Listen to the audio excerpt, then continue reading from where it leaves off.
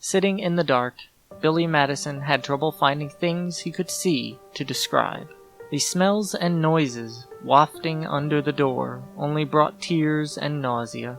He knew that somewhere in this closet was a small box of old crayons, the outside of the box a pale pink, and the inside covered with a rainbow of colorful smudges from the crayons shifting around.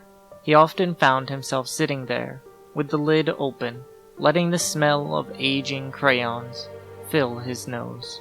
Back when the argument started, before his parents got the divorce, Billy needed a way to distract himself from the turmoil. He had read books for years. He loved the way a few words could become pictures, smells, and transport someone to a completely different place. He found that the best way to distract himself from his crumbling family life was to describe things he could see. He began writing his descriptions and soon became adept at turning words into worlds. Billy tried to find something to distract him from the sound of the wet tearing, but the darkness of the closet made that impossible.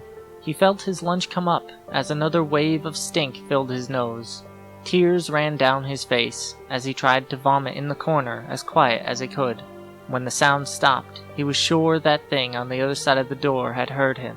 He waited, breath held, until the noises started up again. That meant he was safe, and it also meant that he was alone. When she showed up at the front door, he found himself caught in her eyes, a spellbinding inferno of blue and green. She was tall, but not as tall as his dad. Her hair was the color of wheat, wrapped in gold thread, and fell down her shoulders like a waterfall over rapids. She knelt down, smiled at him, and in that moment, he felt protected. He felt her hand ruffle his hair, and heard her ask for him to get his father.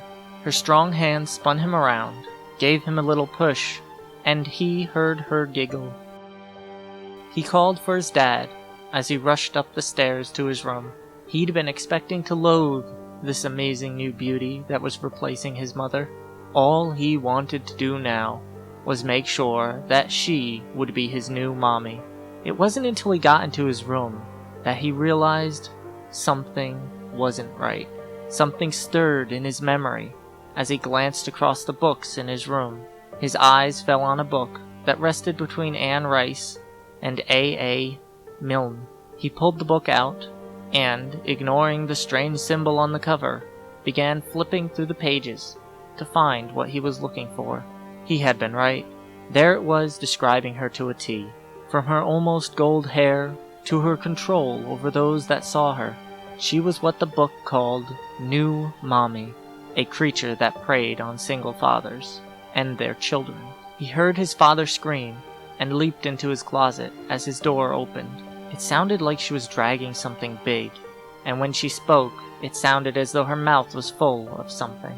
It didn't take long for the rancid smell of meat to invade his hiding place. "Come out, Billy. We've got news to share." She waited for what felt like hours, and then laughed.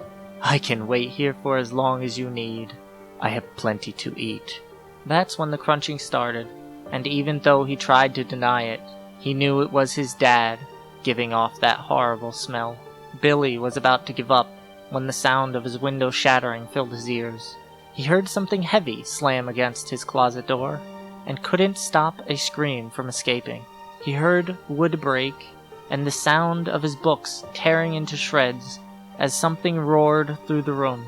Several more slams, and then things went quiet, until a loud scream filled the house, then degraded into gurgling.